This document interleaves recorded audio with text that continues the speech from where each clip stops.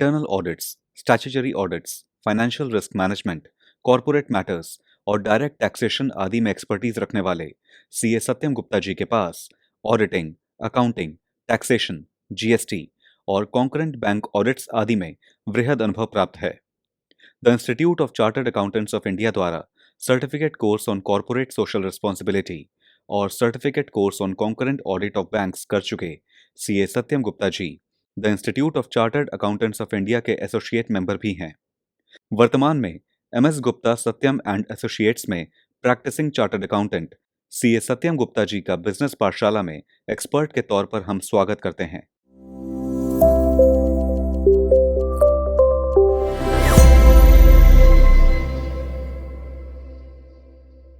नमस्कार दोस्तों, मेरा नाम है सीएस सत्यम गुप्ता और आज मैं आप सभी को बताऊंगा टैक्स डिडक्शन अकाउंट नंबर और टैक्स कलेक्शन अकाउंट नंबर, जिसको आप लोग बोल सकते हैं टैन और टीसीएस।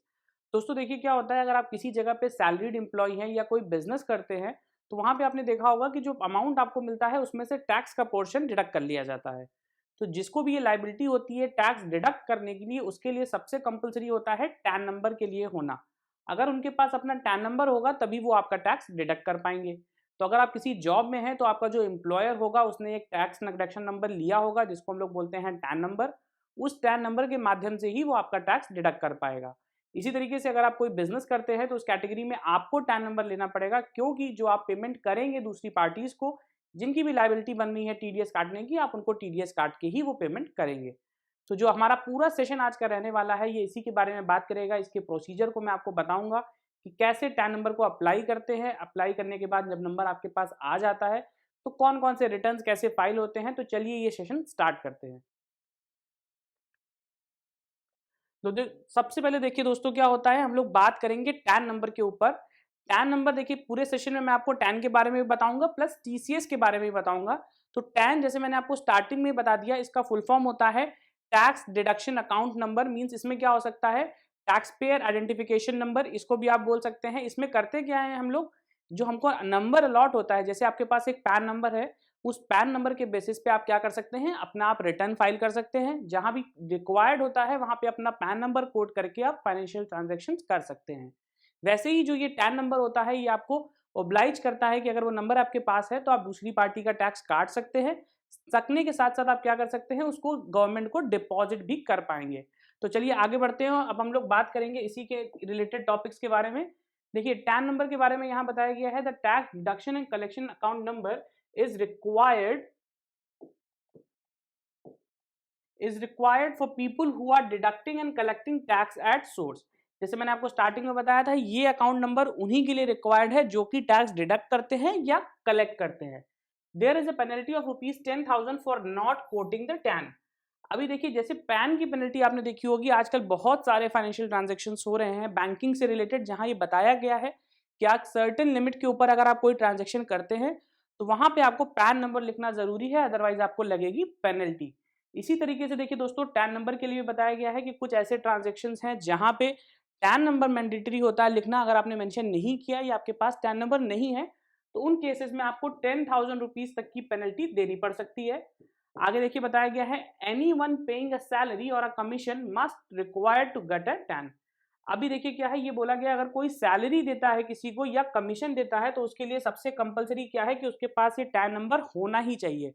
दोस्तों टैन नंबर क्यों होना चाहिए, मैंने आपको जैसे बताया था कि अगर आपकी जो एम्प्लॉयर है उसकी लायबिलिटी बन रही है कि वो टैक्स काट के पेमेंट करे, तो वो टैक्स तभी काट पाएगा जब उसके पास होगा टैन नंबर। इसीलिए बहुत इंपॉर्टेंट है टैन नंबर का होना। चलिए आगे चलते हैं। अब हम लोग बात करेंगे कि टैन होता क्या है, means what is tan. Tan is tax deduction and collection account number. जैसे मैंने आपको बताया था, इसका फुल फॉर्म होता है tax deduction and collection account number. It is a 10 digit alpha numeric number. यह 10 अंकों का अल्फा न्यूमेरिक नंबर होता है। अल्फा न्यूमेरिक मींस क्या हो सकता है, इसमें कुछ लेटर भी होते हैं प्लस लेटर के साथ साथ आपके अल्फाबेट भी इंक्लूड होते हैं, मींस डिजिट भी हो जाती हैं और लेटर दोनों ही साथ में होते हैं। It is compulsory to quote your TAN in TDS और TCS return, payment certificates, annual information return and other documents. ये जो लिस्ट यहाँ पे बताई गई है 5-6 डॉक्यूमेंट्स की, मीन सबसे पहले आपको टीडीएस और टीसीएस के रिटर्न में कोड करना जरूरी है। उसके बाद जो टीडीएस का पेमेंट करते हैं वहां पे भी ये कंपलसरी है। उसके बाद जो टीडीएस का सर्टिफिकेट जनरेट होता है जिसको हम लोग फॉर्म 16 बोलते हैं, वहां पे भी ये नंबर कोड करना जरूरी है। उसके बाद जो आपका एआईएस आता है आजकल, वहां पे भी टैन नंबर कंपलसरी होता है।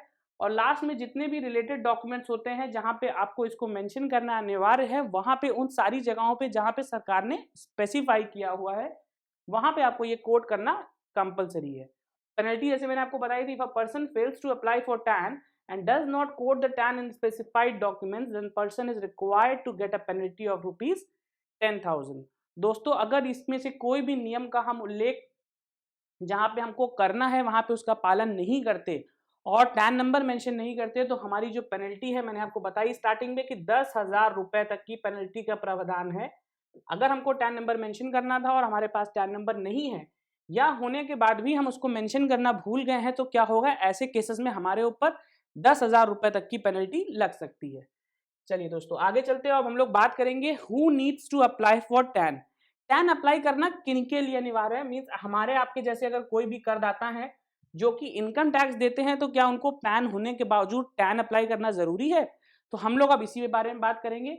देखिए यहाँ लिखा हुआ है all those who are required to deduct and collect tax at source on behalf of income tax department needs to obtain and 10 digit alpha numeric TAN. ये बोला गया है वो सारे व्यक्ति जिनका दायित्व होता है टैक्स काटने का, मींस इनकम टैक्स के बिहाफ पे उनको टैक्स काटना अनिवार्य है। यहाँ देखिए बोला गया है आयकर विभाग की ओर से स्रोत पर कर कटौती जिनको डिडक्शन सोर्स पे ही करना होता है और इनकम टैक्स डिपार्टमेंट के बिहाफ पे करते हैं, उन सभी को एक 10 डिजिट अल्फा न्यूमेरिक टैन होता है वो लेना अनिवार्य है। तो मींस अगर आपकी लायबिलिटी है टैक्स डिडक्ट करने की तो आपको टैन नंबर लेना पड़ेगा, अदरवाइज आपकी टैन नंबर लेने की कोई आवश्यकता नहीं है। आगे चलते हैं, अब हम लोग बात करेंगे different types of tan applications. Mean tan applications किस किस तरीके की हो सकती हैं अगर आपको टैन में अप्लाई करना है या आप कोई एप्लीकेशन करना चाहते हैं तो किस किस टाइप की हो सकती हैं। देखिए सबसे पहले तो जो हमारी एप्लीकेशन होगी वो बात करेगी application for issuance of new tan, जो हमारा इसके लिए होता है फॉर्म 49B। जो हमारा 49B होता है ये क्या होता है, ये बात करता है application for issuance of new tan. अगर आप एक नए टैक्स डिडक्टर हैं और आप चाहते हैं कि नया टैक्स आपको मिले, नंबर मिले जिसके बिहाफ पे अपना पेमेंट डिडक्ट करके पार्टीज का जमा कर पाएं, तो ऐसे केसेस में आपको 49B फॉर्म जो है इसको भरना होगा और इसको भरने के बाद आपको एक टैन नंबर दिया जाएगा जो कि 10 डिजिट का अल्फान्यूमेरिक नंबर होगा। नेक्स्ट हमारा होता है form for change in tan data और टैन अलॉटेड। अब ये फॉर्म उनके लिए होता है कि अगर आपने ये फॉर्म भरते समय कुछ डेटा इनपुट करा, मींस यहाँ पे क्या हो सकता है, अपना आप एड्रेस मेंशन करेंगे, एड्रेस के साथ साथ अपना मोबाइल नंबर, मेल आईडी, इस तरीके की तमाम इंफॉर्मेशन इस फॉर्म में होती हैं जो आप फिल करते हैं। हो सकता है फिल करने के बाद थोड़े टाइम पीरियड के बाद में आपको ये इन्फॉर्मेशन अपडेट करनी पड़े। आप चाहते हैं डिपार्टमेंट से कि इसमें से कोई भी इंफॉर्मेशन अपडेट करी जाए, तो उस केसेस में आपको क्या करना पड़ेगा, उस केस में आपको ये जो फॉर्म है दूसरा वाला ये फॉर्म फिल करना पड़ेगा। यहाँ पे क्या होता है, जो डेटा आप ऑलरेडी फिल कर चुके होते हैं उसमें अगर कोई चेंज करना होता है तो आप ये फॉर्म उसके लिए फिल कर पाएंगे। लास्ट में देखिए दूसरा होता है this application should be used only when deductor has never applied for tan and does not have a tan. जो मैंने आपको ये एप्लीकेशन बताई थी ये उन्हीं को करना है जिन्होंने आज तक टैन की एप्लीकेशन नहीं दी है, उनके पास कोई भी टैन नंबर नहीं है। इसका मतलब दोस्तों क्या है कि हर एक व्यक्ति को ओनली सिंगल टैन, यहाँ पे मैं मेंशन कर देता हूं कि ओनली वन टैन, एक पर्सन सिर्फ एक टैन नंबर ही अप्लाई कर सकता है। ऐसा नहीं है कि आपके पास एक टैन नंबर है तो आप कहीं दूसरी स्टेट में काम करते हैं या कोई दूसरी फर्म के लिए काम कर रहे हैं तो वहां पे आप कोई दूसरा टैन नंबर अप्लाई कर देंगे। तो आपके पास सिर्फ एक टैन होना चाहिए। अगर आपने एक बार 49B का ये फॉर्म भर दिया है तो उसके बाद आपको दूसरा कोई भी फॉर्म भरने की आवश्यकता नहीं है। अगर कोई चेंजेस आपको कराने हैं तो उसके लिए आप चेंज का फॉर्म तो भर सकते हैं, बट आपको ओरिजिनल फॉर्म जो है उसको दोबारा नहीं भरना। सबसे पहले देखिए हम लोग बात करते हैं ऑफलाइन एप्लीकेशन की, कि अगर आप चाहते हैं कि पेपर फॉर्म में आप अप्लाई करें और आपके पास टैन अलॉट होके आ जाए तो उसके लिए आपको क्या करना है, if the application choose the offline mode he और she should visit the nearest TIN facilitation centre. क्या होता है, एक मेरे पास टिन फैसिलिटेशन सेंटर एक बनाया जाता है कि टिन जो फैसिलिटेशन सेंशन होता है यहाँ पे क्या होता है, यहाँ पे आपकी जितनी भी एप्लीकेशन से रिलेटेड काम होता है, रिटर्न से रिलेटेड काम होता है, या आपकी कोई पुरानी एप्लीकेशन को अगर आप मॉडिफाई कराना चाहते हैं, मींस टैन के डेटा में कोई अपडेशन आपको कराना है तो वो काम भी इसी सेंटर पे होगा। तो आपको टिन फैसिलिटेशन सेंटर पे यहाँ पे जाना है और जाने के बाद आप क्या करेंगे, यहाँ पे जाने के बाद एप्लीकेशन आप सबमिट करेंगे फॉर्म 49B में। 49B में क्या होता है, आपने जैसे मैंने आपको स्टार्टिंग में ही बताया था कि 49B जो फॉर्म आपका है वो क्या करता है, आपकी एप्लीकेशन को प्रोसेस करता है नए 10 अलॉटमेंट के लिए। तो जो नए 10 अलॉटमेंट की एप्लीकेशन होती है ये जाती है फॉर्म 49B में। इस एप्लीकेशन को आपको वहां पे डुप्लीकेट में देना होगा। मींस क्या होता है, आपको दो पार्ट में ये एप्लीकेशन वहां देनी है। एक पार्ट आपके पास रहेगा प्लस दूसरा पार्ट आप डिपार्टमेंट में जमा करेंगे। उसके बाद क्या है, the address of TIN FC are given on the NSDL TIN website. अगर आप चाहते हैं कि जिस लोकेशन पे आप हैं और आपके पास नियरेस्ट टिन फैसिलिटेशन सेंटर कौन सा है जहां पे जाके आप टैन अप्लाई कर सकते हैं, तो इसकी इंफॉर्मेशन जो होती है ये जो एनएसडीएल की टिन की वेबसाइट है वहां पे आपको ये इंफॉर्मेशन मिल जाएगी। तो अगर आप जानना चाहते हैं कि आपका नियरेस्ट पोर्ट कहाँ पे है जहां पे जाके आप ये ऑफलाइन एप्लीकेशन कर सकते हैं, तो आप टिन एफसी की वेबसाइट पे जाके वहां से नियरेस्ट टिन फैसिलिटेशन सेंटर का एड्रेस जान सकते हैं। उसके बाद ये जो प्रोसीजर है ये आपका फॉलो किया जाएगा। आगे बढ़ते हैं, अब हम लोग बात करते हैं इसी की ऑनलाइन एप्लीकेशन के बारे में। दोस्तों देखिए, जैसे आप जानते होंगे आजकल जितनी भी एप्लीकेशन है, चाहे वो पैन की हो, टैन की हो, जीएसटी की हो, मीन सरकारी जितना भी काम है ये सब ऑनलाइन मोड पे शिफ्ट हो रहा है। तो इसी की तरह जो हमारी ये टैन की एप्लीकेशन है ये भी हम ऑनलाइन अप्लाई कर सकते हैं। अगर आप ऑनलाइन अप्लाई करना चाहते हैं तो उसका प्रोसीजर क्या है, you can visit the NSDL TIN website to apply for a TAN. आप इनकी वेबसाइट पे जाके डायरेक्टली भी टैन अप्लाई कर पाएंगे। देखिए, इससे पहले जो मैंने आपको बताया उसमें क्या था, आपको टैन चाहिए था तो आपने क्या किया, आपने इन्हीं की वेबसाइट पे जाके टिन एफसी का सेंटर पता किया, वहां पे जाके आपने पेपर फॉर्म में एप्लीकेशन दे दी। अगर ये एप्लीकेशन आपको ऑनलाइन फॉर्म पे देनी है तो आपको करना क्या पड़ेगा, an acknowledgement will appear on the screen at the time of confirmation of the correct uploadation application. वहां पे जाके आपको एक एप्लीकेशन का फॉर्मेट मिलेगा, उस पूरे एप्लीकेशन के फॉर्मेट को फिल करके आप क्या कर सकते हैं, अपनी टैन की एप्लीकेशन दे सकते हैं। और अगर आपने सारी इन्फॉर्मेशन करेक्टली सही सही भरी होगी तो आपके पास एक एक्नॉलेजमेंट नंबर जनरेट होकर आ जाएगा, प्लस जो उसकी रिस्पेक्टिव फीस होती है वो आपको ऑनलाइन ही पे करनी पड़ेगी। ऐसा करने के बाद जो आपकी टैन की एप्लीकेशन है वो कंप्लीट हो जाएगी। दोस्तों आगे चलते हैं, इसी ऑनलाइन प्रोसीजर को आपको मैं डिटेल में बताऊंगा कि अगर आप ये ऑनलाइन अप्लाई करना चाहते हैं तो आपको करना क्या होगा। ध्यान से देखिए, जो वेबसाइट यहाँ पे लिखी हुई है वो है www.tin/nsdl.com/index.html। दोस्तों इस साइट को चाहें तो आप एक जगह नोट भी कर सकते हैं, यही वो वेबसाइट है जहां पे आप जाएंगे तो आपको क्या होगा, आप टैन की एप्लीकेशन दे सकते हैं। उसके बाद क्या करना है, आपको इस वेबसाइट पे जाने के बाद सेलेक्ट करना है tan under services drop down. आप सर्विस के ड्रॉप डाउन के अंदर जाएंगे तो वहां पे आपको एक टैन का टैब मिलेगा, तो आप सर्विसेज के अंदर जाके टैन को सिलेक्ट करेंगे। उसके बाद देखिए लिखा होगा ऑनलाइन आवेदन करें पर क्लिक करें। मीन्स क्या है कि आपके पास एक ऑप्शन आएगा क्लिक टू अप्लाई ऑनलाइन। अगर आप ऑनलाइन टैन अप्लाई करना चाहते हैं तो यहाँ पे जाके आपको इस पर क्लिक करना है। उसके बाद होता है सेलेक्ट न्यू टैन। अच्छा, ये जो अप्लाई ऑनलाइन के बाद न्यू टैन है वो इसलिए आया कि अगर आपको न्यू टैन अप्लाई करना है तो आप इसको सेलेक्ट करेंगे। अदरवाइज आप क्या कर सकते हैं, अगर आपको लास्ट का मॉडिफाई करना है तो वो ऑप्शन भी आप सेलेक्ट कर सकते हैं। उसके बाद देखिए क्या है, on the new page choose from the list category of deductors and click on select. अब देखिए कैटेगरी की बात यहाँ पे इसलिए लिखी गई है क्योंकि हो सकता है अगर आप अप्लाई करने जा रहे हैं तो आप एक इंडिविजुअल हो या आपकी कोई फर्म हो या आप एक पार्टनरशिप फर्म चलाते हो या कोई ऑर्गेनाइजेशन चलाते हो। तो यहाँ पे क्या है कि आपको चूज करने का ऑप्शन दिया जाता है डिफरेंट कैटेगरीज ऑफ डिडक्टर के थ्रू। इसमें क्या होता है, अलग अलग तरीके के डिडक्टर्स होते हैं जिनको लायबिलिटी होती है टैक्स डिडक्ट करने की। तो आपकी जो सुटेबल कैटेगरी है आप उसको सेलेक्ट करेंगे और सेलेक्ट करने के बाद आप करेंगे ओके। उसके बाद देखिए 6 स्टेप में बताया गया है, in doing so you are required to redirected to form 49B। जब इतना आप सिलेक्ट कर लेंगे तो ऑटोमेटिकली जो फॉर्म होता है 49B यहाँ पे आपको रीडायरेक्ट कर दिया जाता है। मींस क्या होता है, वो पूरा प्रोसीजर जो होता है वो आपको 49B पे लेके चला जाता है। वहां पे जाने के बाद आपको क्या करना है, fill the form and click submit. वहां पे जाने के बाद आपको कंप्लीट फॉर्म भरना है। मींस 45B जो आपसे पूछता है, सपोज अगर आपका एड्रेस पूछ रहा है, आपकी मेल आईडी, आपका नंबर, तो वो सारी डिटेल्स आपको देनी है और देने के बाद इसको आप सबमिट करेंगे तो जो ऑनलाइन प्रोसीजर है वो आपका यहाँ पे कंप्लीट हो जाएगा। आगे चलते हैं दोस्तों, अब हम लोग बात करेंगे इसी प्रोसीजर को आगे कैसे होने के बाद क्या क्या इन्फॉर्मेशन निकल के आती है। तो जैसे मैंने आपको बताया प्रोसेस तो वहां पे कंप्लीट हो गया। अब कंप्लीट होने के बाद क्या होगा, आपको एक एक्नॉलेजमेंट जनरेट होकर आएगी। वो एक्नॉलेजमेंट क्या बोलती है, on confirmation and acknowledgement screen is displayed which contains, जो आपकी एक्नॉलेजमेंट स्क्रीन आई है उसमें क्या क्या होता है, उसमें होता है 14 digit acknowledgement number, means 14 digit का आपको एक एक्नॉलेजमेंट नंबर मिलेगा। नेक्स्ट होता है स्टेटस ऑफ एप्लीकेंट, जो एप्लीकेंट का स्टेटस आपने सेलेक्ट किया था वो स्टेटस आपको दिखेगा। उसके बाद आता है नेम ऑफ द एप्लीकेंट, जो एप्लीकेंट का नाम है वो दिखेगा। उसके बाद आता है कॉन्टैक्ट डिटेल्स, मीन्स इस एप्लीकेंट से आप कैसे कॉन्टैक्ट कर सकते हैं, उनकी मेल आईडी, उनका नंबर, वो डिटेल शो होती है। उसके बाद आएगा पेमेंट डिटेल्स कि आपने किस मोड से पेमेंट किया है, कितना पेमेंट किया है, वो डिटेल आती है। उसके बाद आता है स्पेस फॉर सिग्नेचर।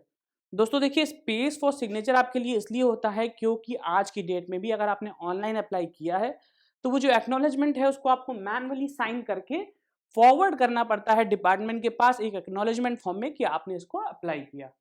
देखिए यही चीज यहाँ बताई गई है।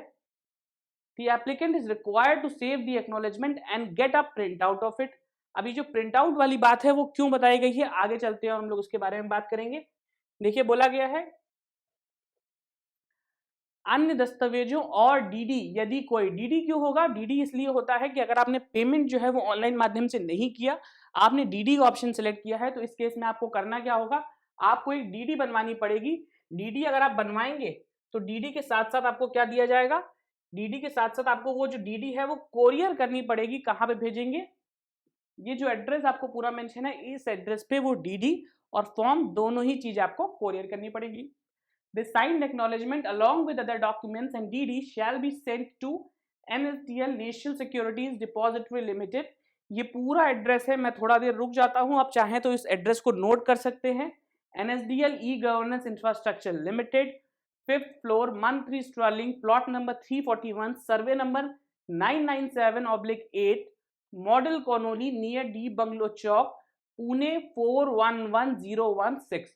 दोस्तों ये वो कंप्लीट एड्रेस है जहां पे आपको टैन की एप्लीकेशन साइन करने के बाद फॉरवर्ड करनी है। अगर आप ये एप्लीकेशन फॉरवर्ड करेंगे उसके बाद ही जो टैन नंबर है वो जनरेट होकर आपकी मेल आईडी पे आएगा। तो दोस्तों आगे चलते हैं, हम लोग बात करेंगे पॉइंटिंग फॉर फाइलिंग 49B। अगर आप 49B फाइल करना चाहते हैं तो आपको कौन कौन सी ऐसी इंफॉर्मेशन है जिसका ध्यान रखना है। देखिए सबसे पहले दोस्तों बताया गया है form 49B should be filed in English only and in capital letters। दोस्तों अगर आप 49B मैन्युअली फाइल कर रहे हैं तो ये फॉर्म आपको सिर्फ कैपिटल लेटर्स में ही भरना है और इंग्लिश लैंग्वेज का ही इस्तेमाल करना है। उसके बाद the details for the assessing officer are required to be furnished by collector और डिडक्टर ऑफ टैक्स। अब ये इंफॉर्मेशन थोड़ी सी आपके लिए मैं कह सकता हूं कि मुश्किल इसलिए होगी क्योंकि आपको पता होना चाहिए कि आपका ऑफिसर है कौन। तो यहाँ पे आपकी जो टिन एफसी वाले होते हैं वो मदद करेंगे। अगर आप अपनी एप्लीकेशन टिन एफसी के पास लेके जाते हैं तो वो एरिया वाइज डिसाइड करते हैं कि आपका टैक्स ऑफिसर कौन है और वो ऑटोमेटिकली आपकी एप्लीकेशन पे उसका नंबर और नाम डाल देंगे। उसके बाद होता है details with respect to district area code etc are required to be provided by the tax deductor or collector। The form must be filled up entirely without blanks and pending section। दोस्तों ये information भी थोड़े लिए आपके लिए typical हो सकती है। डिस्ट्रिक्ट तो आपको पता होगा बट एरिया और एरिया जो कोड होता है यहाँ पे थोड़ी आपको मुश्किलात आ सकती है, बट ये मुश्किल भी आपका जो टिन एफसी सेंटर होगा वो फुलफिल कर देगा। वहां पे जाने के बाद जो आपकी टोटल एरिया होता है जहाँ पे आपका एरिया कोड लगता है प्लस उस एरिया का जो भी असेसिंग ऑफिसर है उसके अकॉर्डिंग आपको ये एरिया कोड अलॉट हो जाता है। ये इन्फॉर्मेशन अगर आपके पास नहीं है तो जो आपके टिन एफसी सेंटर पे, टिन एफसी फैसिलिटेशन सेंटर पे जो लोग बैठे होंगे वो आपकी यहाँ पे मदद करेंगे। और ये इन्फॉर्मेशन भरने के बाद आपको फॉर्म कंप्लीटली फिल करना है विदाउट एनी ब्लैंक। आगे देखिए बताया है individuals responsible for filing and submitting tax must list down their designation mandatorily. अभी क्या होगा, अगर आप किसी कंपनी में काम करते हैं या किसी ऑर्गेनाइजेशन में काम करते हैं जहां पे 100, 50, 200 एम्प्लॉई हैं तो हो सकता है कि वो कंपनी खुद तो साइन करेगी नहीं, तो वो क्या करती है कि किसी भी मैनेजर को या सीईओ को या किसी भी पर्सन को ऑथराइज कर देती है कि कंपनी के बिहाफ पे आप टैन नंबर अप्लाई कर दीजिए। आपकी रिस्पॉन्सिबिलिटी रहेगी कि कंपनी का सारा टैक्स सही से कट रहा हो, सही से जमा हो रहा हो। मीन्स अगर कंपनी के अगर कोई अगेंस्ट एक्शन लेना है तो ऐसा तो नहीं होगा कि 100-200 लोगों को पूरे को लायबिल माना जाएगा। तो कंपनी एक पर्सन को ऑथराइज करती है, उसको मैंडेटरी अपनी डेजिग्नेशन लिखनी होती है कि उसकी डेजिग्नेशन उस कंपनी में क्या है। उसके बाद देखिए लिखा है the applicants address must be an Indian address. सबसे इंपॉर्टेंट बात यह है कि आपने जो ये फॉर्म भरते समय एड्रेस दिया है वो आपका एक इंडियन एड्रेस ही होना चाहिए। अगर आप इंडिया में एग्जिस्ट करते हैं तो ही आप टैन अप्लाई कर सकते हैं। सेम गोज विद पैन, तो इसलिए आपको एक इंडियन एड्रेस देना जरूरी है। आगे चलते हैं दोस्तों, अब हम आपको स्क्रीन के थ्रू बताऊंगा कि नो यू टैन डिटेल्स। आपने देखा होगा जो लेटेस्ट वेबसाइट आई है इनकम टैक्स की, वहां पे भी कुछ ऑप्शंस आपको मिलते हैं।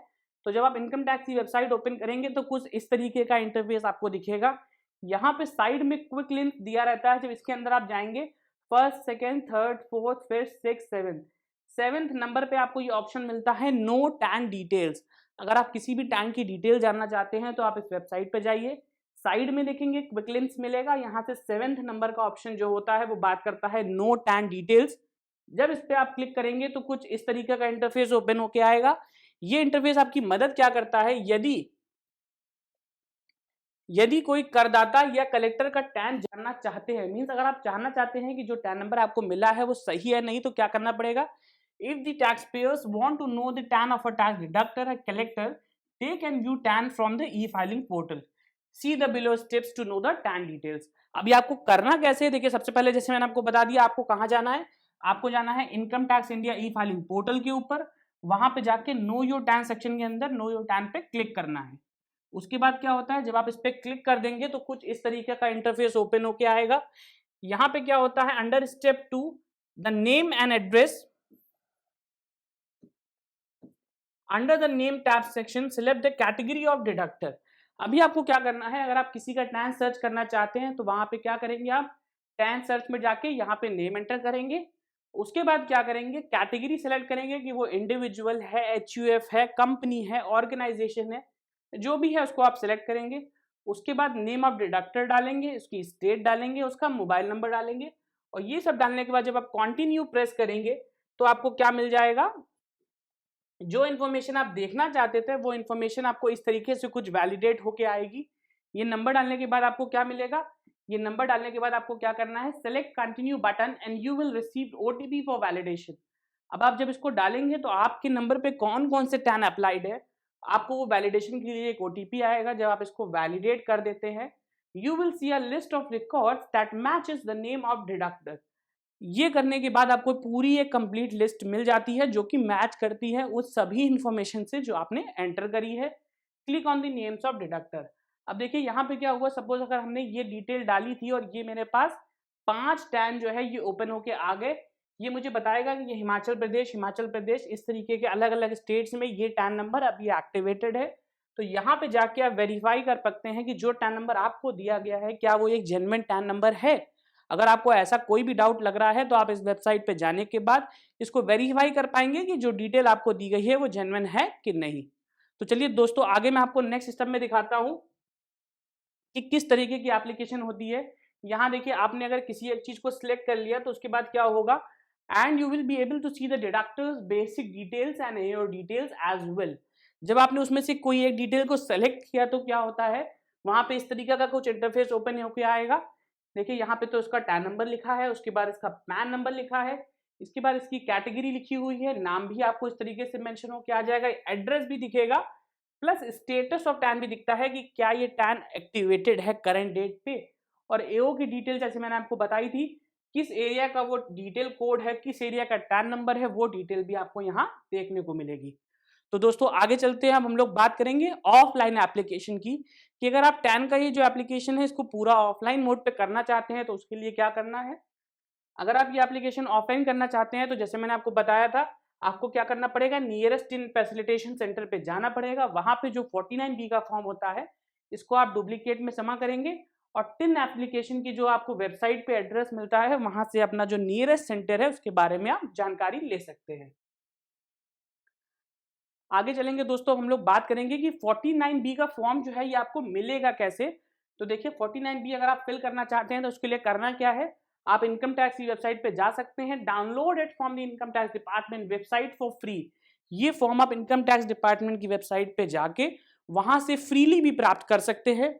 और फ्रीली प्राप्त करने के साथ साथ अगर आप चाहें तो टिन का जो फैसिलिटेशन सेंटर होता है उस फैसिलिटेशन सेंटर पे जाके भी अपनी आप ये एप्लीकेशन दे सकते हैं। एप्लीकेशन के लिए फॉर्म जो होगा वो आपको फ्रीली दिया जाएगा।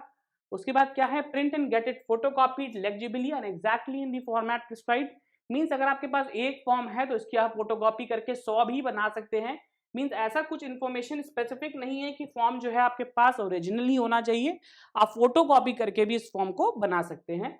आगे चलेंगे, अब हम लोग बात करेंगे फीस पे करने के ऑप्शंस आपके पास क्या क्या है। अगर आप फीस पे करना चाहते हैं टैन की, तो आपके पास कौन कौन से ऑप्शन है। सबसे पहले तो आपके पास डिमांड ड्राफ्ट का ऑप्शन है, उसके बाद चेक का ऑप्शन आता है, क्रेडिट कार्ड का ऑप्शन आता है, डेबिट कार्ड और नेट बैंकिंग। ये कुछ ऑनलाइन मोड ऑफ पेमेंट होते हैं कि अगर आप टैन अप्लाई करना चाहते हैं तो इनमें से कोई भी मोड के द्वारा आप पेमेंट कर पाएंगे। आज मैं आप सभी को बताऊंगा registration under shop and establishment act. जी हाँ दोस्तों, आपने देखा होगा कि अगर आप कोई बिजनेस करते हैं तो आपको उसका रजिस्ट्रेशन लेना बहुत ही अनिवार्य है। बट आपने देखा होगा अगर आप जीएसटी के लिए जाएंगे तो वहां पे सरकार ने आपको कुछ छूट दे रखी है कि अगर आपका टर्नओवर सर्विस सेक्टर में 20 लाख तक का है या आप ट्रेडिंग करते हैं, मैन्युफैक्चरिंग करते हैं, तो उस केस में 40 लाख तक के टर्नओवर तक आपको रजिस्ट्रेशन नहीं कराना। अगर आप फूड का बिजनेस नहीं करते हैं तो आपको फूड लाइसेंस लेने की जरूरत नहीं है। तो ये सभी लाइसेंस उन्हीं छोटे छोटे व्यापारियों के लिए है जो कोई किसी बड़े लेवल पे काम नहीं कर रहे कि उनको फूड लाइसेंस लेना पड़े या जीएसटी का रजिस्ट्रेशन लेना पड़े। तो वो सभी जो व्यापारी होते हैं वो क्या करते हैं, वो रजिस्ट्रेशन अपना लेते हैं शॉप एंड एस्टैब्लिशमेंट एक्ट में। तो दोस्तों आज का जो पूरा हमारा सेशन है वो इसी के बारे में बात करेगा।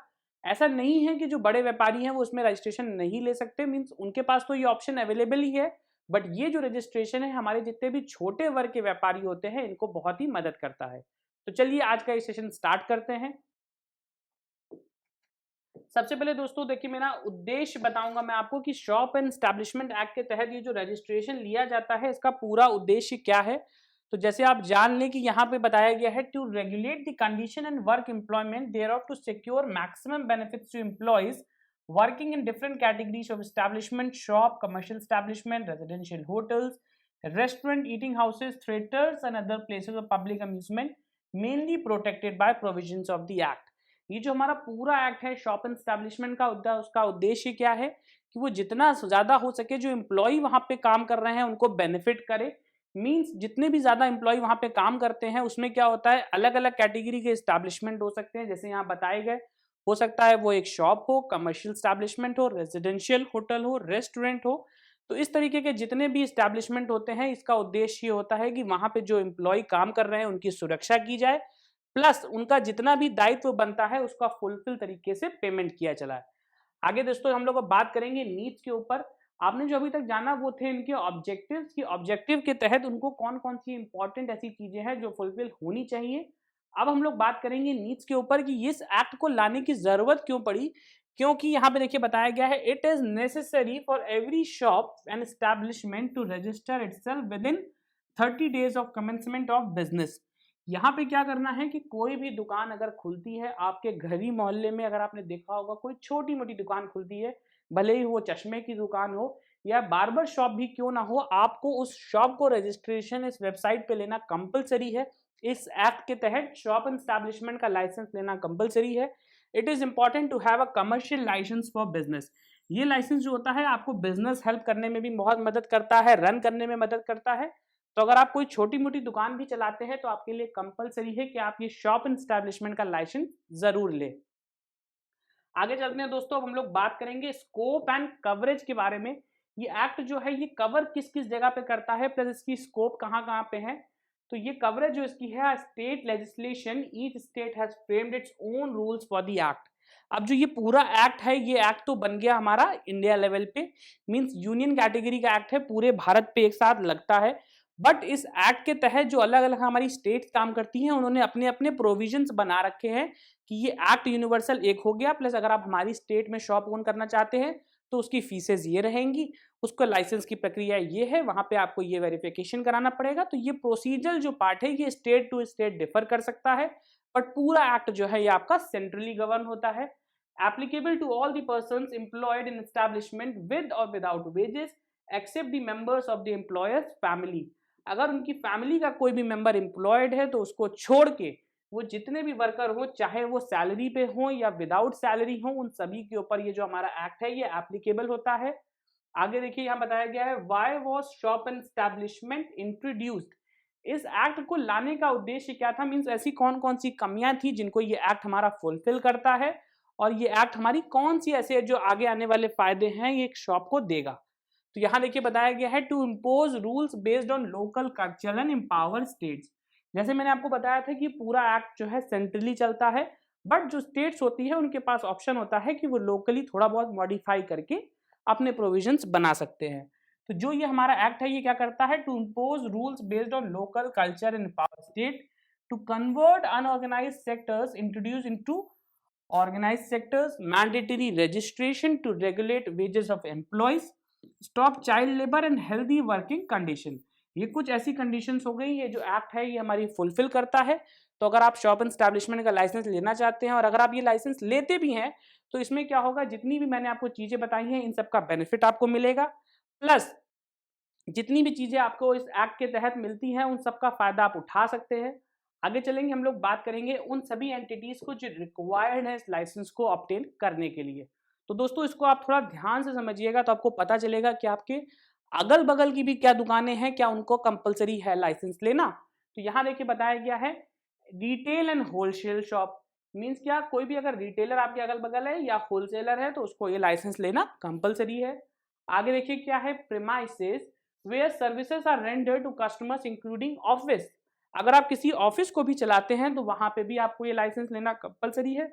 उसके बाद क्या है, workers work place use for trade और बिजनेस। अगर कोई ऐसी जगह है जो ट्रेड और बिजनेस के लिए यूज हो रही है तो उस जगह पे भी आपको ये लाइसेंस लेना कंपलसरी है। उसके बाद आता है थिएटर और प्लेस ऑफ पब्लिक एंटरटेनमेंट और अम्यूजमेंट। जो थिएटर होता है या प्लेस ऑफ पब्लिक अम्यूजमेंट होता है वहां पे भी आपको रजिस्ट्रेशन लेना कंपलसरी है। उसके बाद है कमर्शियल स्टैब्लिशमेंट, जो कमर्शियल स्टैब्लिशमेंट होती हैं वो स्टैब्लिशमेंट को भी ये लाइसेंस लेना कंपलसरी है। उसके बाद देखिए लिखा है स्टोर रूम्स, वेयर हाउसेस और गोडाउन। ये चीज थोड़ी सी कॉन्फ्लिक्टिंग इसलिए कि आपको लगता है कि अगर आपकी बिजनेस जो है वो एक जगह पे ऑपरेट हो रहा है और दूसरी जगह आप गोडाउन चला रहे हैं, तो आपको ये गलती बिल्कुल नहीं करनी कि आपने मेन ऑफिस के लिए तो रजिस्ट्रेशन ले लिया प्लस गोडाउन का रजिस्ट्रेशन आपके पास नहीं है। आपको warehouse, storehouse, godown, इस तरीके की जितनी भी आपको जगहें हैं वहां पे भी ये रजिस्ट्रेशन लेना कंपलसरी है। उसके बाद आता है रेस्टोरेंट और ईटिंग हाउसेस और लास्ट में है रेजिडेंशियल होटल्स। तो मींस इस तरीके की कोई भी व्यवसाय अगर आप करते हैं तो आपको इस एक्ट के तहत रजिस्ट्रेशन लेना कंपलसरी है। अब हम लोग बात करेंगे डॉक्यूमेंट्स के ऊपर कि अगर आप यूपी में काम करते हैं और आप शॉप एंड एस्टेब्लिशमेंट का रजिस्ट्रेशन लेना चाहते हैं तो आपके पास कौन कौन से डॉक्यूमेंट्स होने चाहिए। दोस्तों देखिए सबसे पहले बोला है प्रतिष्ठान और मालिकों की तस्वीर, फोटोग्राफ ऑफ एस्टैब्लिशमेंट और ओनर्स। जो एस्टैब्लिशमेंट होती है उसकी फोटो होनी चाहिए और प्लस ओनर्स की फोटो होनी चाहिए। उसके बाद क्या है, identity proof of all partners employees and worker. जो भी एम्प्लॉय और वर्कर है उन सभी का आपके पास एक आइडेंटिटी प्रूफ होना चाहिए। डिन नंबर और पैन कार्ड, अगर आपका कोई डायरेक्टर है तो उसका आप डायरेक्टर आइडेंटिफिकेशन नंबर जिसको हम लोग डिन बोलते हैं वो आप देंगे, अदरवाइज आपको पैन कार्ड देना होगा। ट्रेजरी चालान जो होता है वो जो उसकी फीस होती है इस रजिस्ट्रेशन की उसको आप ट्रेजरी चालान के थ्रू जमा करेंगे, प्लस जमा करी हुई जो चालान की रसीद है वो भी आपको लगाना है। उसके बाद देखिए बोला गया है आधार कार्ड। आधार कार्ड जैसे आप जानते हैं आजकल हर जगह मैंडेटरी हो रहा है, तो इस लाइसेंस के लिए भी आपको आधार कार्ड चाहिए। किसका चाहिए, all the partners employ worker उन सबका आधार कार्ड चाहिए। ड्राइविंग लाइसेंस भी रिक्वायर्ड होता है सेकेंड कॉपी के थ्रू पे, कि मतलब आपका सेकेंड प्रूफ भी कुछ होना चाहिए। उसके बाद वोटर आईडी रिक्वायर्ड होती है। रेंट एग्रीमेंट, अगर किराए पे है, अगर आपकी प्रॉपर्टी जो है वो किराए पे है जहाँ पे आप बिजनेस कर रहे हैं तो वैसे केसेस में आपको रेंट एग्रीमेंट होना चाहिए। और बिजली का बिल जो है ये प्रूफ करता है ओनरशिप। सपोज अगर आपने ए पार्टी से एक बिजली का बिल आपके पास नहीं था और आपने रेंट एग्रीमेंट बनवा लिया, तो हो सकता है कि हम ये कैसे प्रूफ करेंगे कि प्रॉपर्टी जो है वो एक ही है जिसने आपको रेंट एग्रीमेंट बना के दिया। तो ऐसे केसेस में ओनरशिप प्रूफ करने के लिए आपको ये रेंट एग्रीमेंट जो होता है ये बहुत ही आवश्यक होता है। इसके साथ साथ आपको बिल भी बनाना आवश्यक है। आगे बढ़ते हैं दोस्तों, हम लोग बात करेंगे रजिस्ट्रेशन प्रोसेस अंदर शॉप एंड एस्टैब्लिशमेंट एक्ट की। अगर आप शॉप एंड एस्टैब्लिशमेंट के तहत रजिस्ट्रेशन लेना चाहते हैं तो क्या पूरा प्रोसीजर है। दोस्तों सबसे पहले अगर आपको रजिस्ट्रेशन लेना चाहते हैं तो आपको करना क्या होगा, आपको upLabor.gov.in इस साइट पे जाना पड़ेगा। इस साइट को आप एक बार ध्यान से मेंशन कर लीजिए, upLabor.gov.in। इस साइट पे जाने के बाद आपको क्या करना है, एंटर बटन प्रेस करना है तो ये साइट आपकी ओपन होके आ जाएगी। इस साइट का जो इंटरफेस है वो आपको कुछ इस तरीके का दिखेगा। इस तरीके का ये पूरा इंटरफेस रहेगा, आपको ये साइट ओपन होके आ जाएगी। यहाँ पे जाने के बाद आपको क्या करना, now click on the labour act management system. इस साइट पे जाने के बाद जो जो लेबर एक्ट मैनेजमेंट सिस्टम का आपको टैब दिख रहा है इस टैब पे जाने के बाद आपको एंटर प्रेस करना है। जब आप यहाँ पे जाके एंटर प्रेस करेंगे तो क्या होगा, ये जो पूरा पोर्टल है ये कुछ इस तरीके से आपको खुल के दिख जाएगा। यहाँ पे कुछ इंस्ट्रक्शन सबसे पहले आपको मिलेंगे, तो read the instruction given on the website to access the portal, subscribe the portal. दोस्तों जब आप इस लिंक पे क्लिक करेंगे तो आपको कुछ इस तरीके का पोर्टल मेंशन हो के आएगा। देखिए ये पोर्टल क्या होता है, आपने देखा होगा यूपी के अंदर जब से ईज ऑफ बिजनेस की बात करी जा रही है तो हमारे पास एक पोर्टल दिया गया है निवेश मित्र का। तो निवेश मित्र के पोर्टल पे ये वेबसाइट आपको लेके जाएगी। ये कुछ इंस्ट्रक्शंस दिए हुए हैं, इन सारे इंस्ट्रक्शंस को आप रीड कर लेंगे तो आपको पूरा प्रोसीजर जो है वो आराम से समझ में आ जाएगा। यहाँ के जाने के बाद आपको सब्सक्राइब करना है, मींस अगर आपके पास इसकी लॉगिन आईडी पासवर्ड है तो यहाँ से आप लॉगिन कर सकते हैं। अदरवाइज जो ये रजिस्टर नाउ का ऑप्शन है यहाँ पे जाके आप रजिस्ट्रेशन कर पाएंगे। जो डिटेल्स आपके साथ मांगी जाएगी वो डिटेल्स आप एंटर करेंगे। वो डिटेल एंटर करने के साथ साथ आपको ये वेबसाइट रजिस्ट्रेशन करना भी अलाउ करेगा। एक बार आपने रजिस्ट्रेशन कर लिया, देखिए आगे क्या होगा। जैसे मैंने आपको बताया, अगर आप रजिस्टर्ड यूजर हैं तो आप लॉगिन कर सकते हैं, रजिस्टर्ड यूजर नहीं है तो आप रजिस्टर नाउ बटन पे क्लिक करेंगे। इस तरीके का इंटरफेस है, यहाँ पे रजिस्टर नाउ का ऑप्शन आपको मिलता है। जब भी इस पे आप क्लिक करेंगे तो इस तरीके का दो ऑप्शन आपके पास पूछ के आएगा कि ऑलरेडी रजिस्टर्ड यूजर्स हैं या न्यू रजिस्ट्रेशन आप करना चाहते हैं। अगर आप ऑलरेडी रजिस्ट्रेशन है तो यहाँ से आप लॉगिन कर सकते हैं। अगर आप न्यू यूजर हैं तो अपनी डिटेल बन करके आप लॉगिन आईडी जनरेट कर पाएंगे। Fill out the details in the form provided, create user ID and password. ये उन सभी के लिए है जो कि नए यूजर्स हमारे होते हैं। अगर उनके पास रजिस्ट्रेशन नहीं है तो वो ये रजिस्ट्रेशन प्राप्त करके अपनी यूजर आईडी पासवर्ड के तहत इस डॉक्यूमेंट को पा सकते हैं। आगे चलते हैं, हम लोग अलग प्रोसेस के बारे में बात करेंगे। देखिए यहाँ बताया गया है, under the regulation of this portal you can use registration, renewal, annual return, inspection report etcetera. एक बार आपने लॉगिन आईडी क्रिएट कर ली तो इनमें से किसी भी चीज का आप पालन कर पाएंगे। उसके बाद क्या है, firstly select Uttar Pradesh shop and commercial establishment act 1962 in the select act and click registration. आपको इस एक्ट के तहत रजिस्ट्रेशन लेना है तो उसको आप सेलेक्ट करेंगे और प्रोसीड करेंगे। आगे देखिए है, now read the instructions given and tick on I have read all instructions carefully. देखिए आपको इंस्ट्रक्शन सारे पढ़ना बहुत ही अनिवार्य है। जब सारे इंस्ट्रक्शन आप पढ़ लीजिएगा उसके बाद ही आप I have read all instruction पे क्लिक करेंगे। आगे ये डिटेल में फॉर्म ओपन होके हो जाएगा। Now fill the given form and calculate fees to save the form.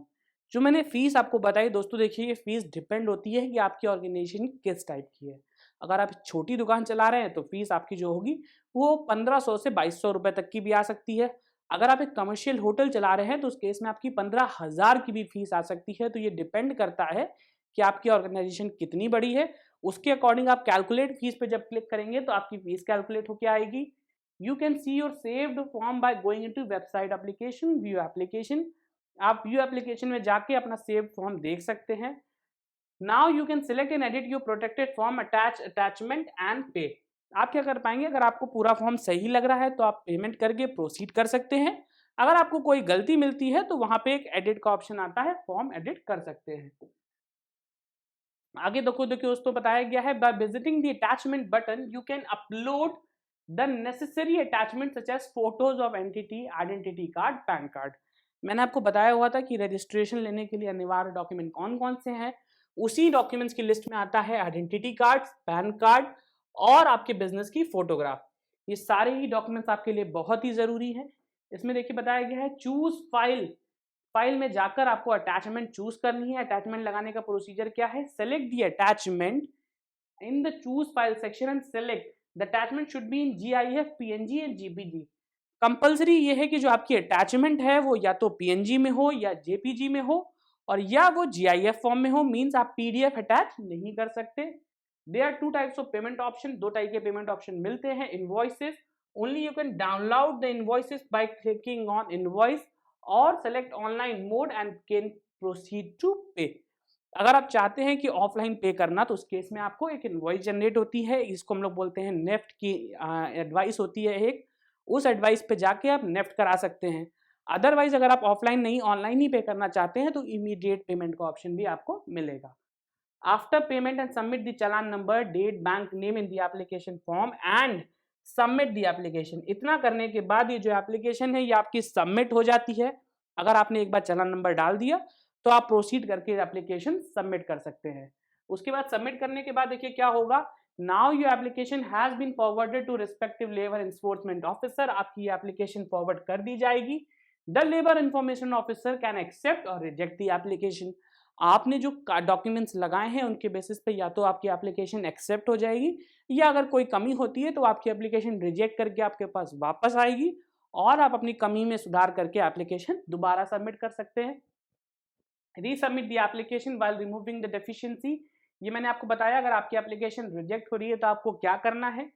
उसके बाद after signing the signed certificate for registration, go on the view application after being approved and select the application and then click on the download certificate. ये procedure वो है कि अगर आपका registration होके आ गया तो आपको करना क्या है, आपको फिर से उसी लॉगिन आईडी पे जाना है, वेबसाइट पे जाके लॉगिन करना है। वहां पे जाकर आपके व्यू एप्लीकेशन में जाएंगे तो आपको डाउनलोड सर्टिफिकेट का एक ऑप्शन मिलेगा, वहां पे जाके अपना सर्टिफिकेट आप डाउनलोड कर सकते हैं।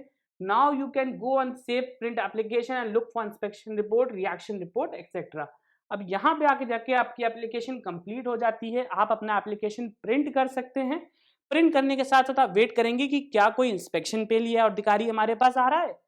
दोस्तों अब हम लोग बात करेंगे वैलिडिटी के ऊपर कि अगर ये रजिस्ट्रेशन आपने ले लिया है तो ये रजिस्ट्रेशन कितने टाइम के लिए वैलिड है।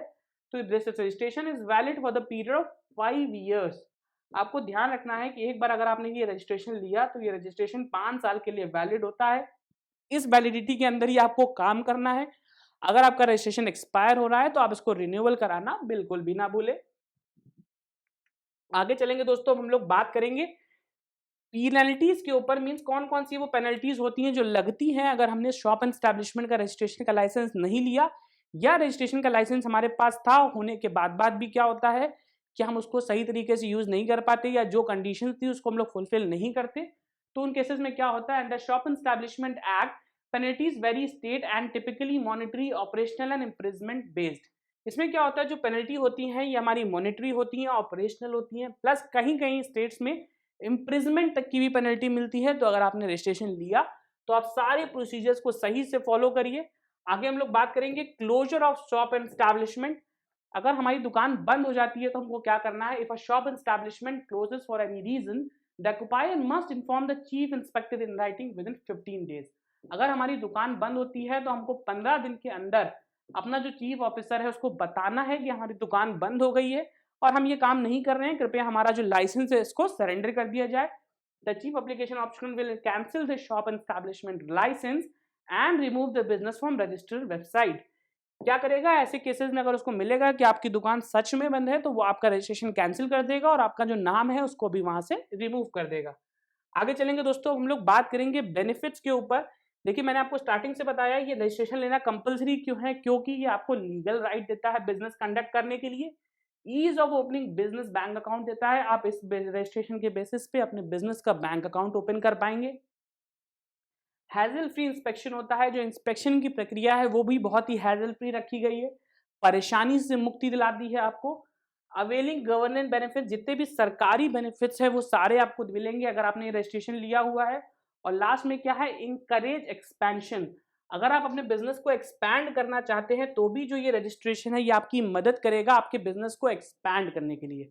तो दोस्तों आज का जो पूरा सेशन था यहाँ पे मैंने आपको शॉप एंड एस्टैब्लिशमेंट एक्ट के जितने भी प्रोविजंस है वो सभी अच्छे तरीके से बताए, प्लस अगर आप रजिस्ट्रेशन लेना चाहते हैं तो वो भी मैंने आपको पूरा गाइडेंस दिया कि आप कैसे रजिस्ट्रेशन ले सकते हैं और इसके क्या क्या बेनिफिट होते हैं। तो मैं आशा करता हूँ आपको शॉप एंड एस्टैब्लिशमेंट से रिलेटेड टॉपिक अच्छे तरीके से समझ में आ गया होगा। धन्यवाद।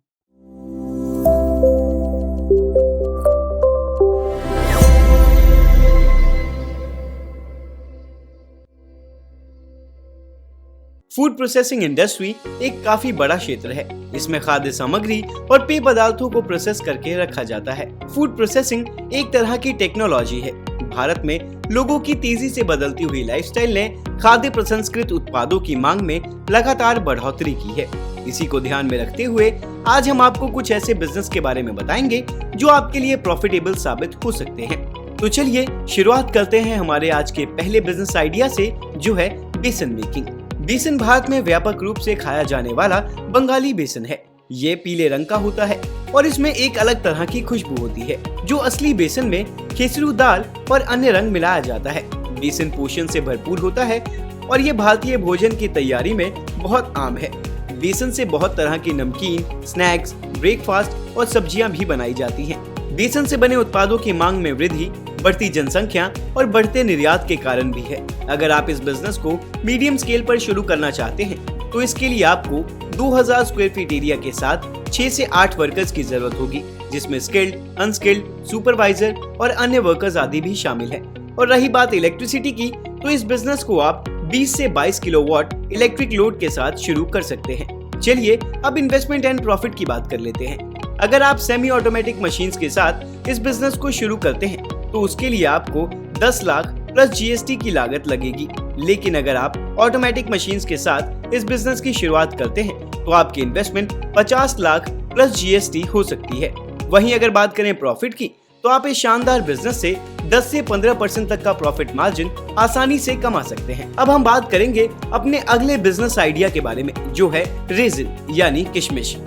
किशमिश खाने में मीठा और स्वादिष्ट होता है, जिसे अन्य व्यंजनों और फलों के साथ मिलाकर भी खाया जाता है।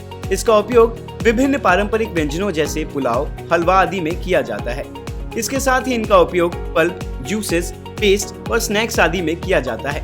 किशमिश दैनिक आहार के भाग के रूप में आवश्यक nutrients, soluble and insoluble fibre और हेल्थ प्रोटेक्टिव बायोएक्टिव कंपाउंड्स प्रदान करता है, जिसकी वजह से रेजिन्स की मांग काफी तेजी से बढ़ने लगी। इसके ग्लोबल मार्केट की बात करें तो 4.55% CAGR के साथ ये लगातार बढ़ता जा रहा है। और आपको इसके मार्केट ग्रोथ से अंदाजा हो गया होगा कि इसकी मार्केट डिमांड कितनी ज्यादा है। अगर आप इस बिजनेस को स्टार्ट करने की सोच रहे हैं तो आपको सेमी ऑटोमेटिक मशीनरी वाले प्लांट के लिए 1500 से 1800 स्क्वायर फीट एरिया के साथ 5 से 6 मैन पावर और मशीन्स को रन करने के लिए 6 से 7 किलोवाट इलेक्ट्रिक लोड की रिक्वायरमेंट होगी। लेकिन अगर फुली ऑटोमेटिक मशीनरी वाले प्लांट की बात करें तो उसके लिए आपका area 5000 square feet, 50 kilowatt electric load और लगभग 10 से 12 वर्कर्स की जरूरत होगी। और बात करें इन्वेस्टमेंट की, तो आप सेमी ऑटोमेटिक मशीनरी वाले प्लांट के लिए 25 से 30 लाख रुपए की इन्वेस्टमेंट कर सकते हैं। चलिए बढ़ते हैं आगे और हमारे अगले बिजनेस आइडिया की बात करते हैं, जो है टी यूनिट। चाय एक सुगंधित पेय पदार्थ है। ईस्ट एशिया के मूल निवासी एक सदाबहार झाड़ी कैमेलिया साइनेसिस की ठीक पत्तियों पर गर्म या उबलता पानी डालकर तैयार करते हैं। पानी के बाद ये दुनिया में सबसे ज्यादा पिया जाने वाला पेय पदार्थ है। चाय कई प्रकार की होती है, जैसे दार्जिलिंग और चाइनीज ग्रीन, ठंडा, थोड़ा कड़वा और कैसेले स्वाद, जबकि अन्य में काफी अलग प्रोफाइल है, जिसमें मीठे, पौष्टिक, पुष्प या लेमन टी आदि शामिल है। बात करें इस बिजनेस को शुरू करने के लिए इन्वेस्टमेंट की, तो आप इस बिजनेस को 6 से 7 लाख रुपए के इन्वेस्टमेंट के साथ आसानी से शुरू कर सकते हैं। वहीं इस बिजनेस से आप 15 से 20% तक का प्रॉफिट मार्जिन भी कमा सकते हैं। अगर बात करें बिजनेस शुरू करने के लिए जरूरी चीजों की, तो एरिया के तौर पर आपको एक चाय यूनिट शुरू करने के लिए 800 से 1000 स्क्वायर फीट एरिया के अलावा मशीन्स के साथ पूरे प्लांट को रन करने के लिए 5 से 6 किलोवाट इलेक्ट्रिसिटी और 3 से 4 मैन पावर की जरूरत होगी। आपको इसके प्रॉफिट से अंदाजा हो गया होगा कि इसका बिजनेस कितना प्रॉफिटेबल होने वाला है और आप बेझिझक टी यूनिट का बिजनेस शुरू कर सकते हैं। दोस्तों, तो ये थे हमारे कुछ बिजनेस आइडियाज। अब हम आपसे जुड़ेंगे जूम सेशन पर, जिसका लिंक आपको यूट्यूब चैट बॉक्स में मिल जाएगा। अगर आज के टॉपिक को लेकर आप कोई भी जरूरी सवाल करना चाहते हैं तो जरूर जुड़िएगा हमारे साथ जूम सेशन पर, जहां आप अपने सवालों के जवाब सीधा एक्सपर्ट से प्राप्त कर सकते हैं और अपने बिजनेस रिलेटेड सभी क्वेरीज को सॉल्व कर सकते हैं।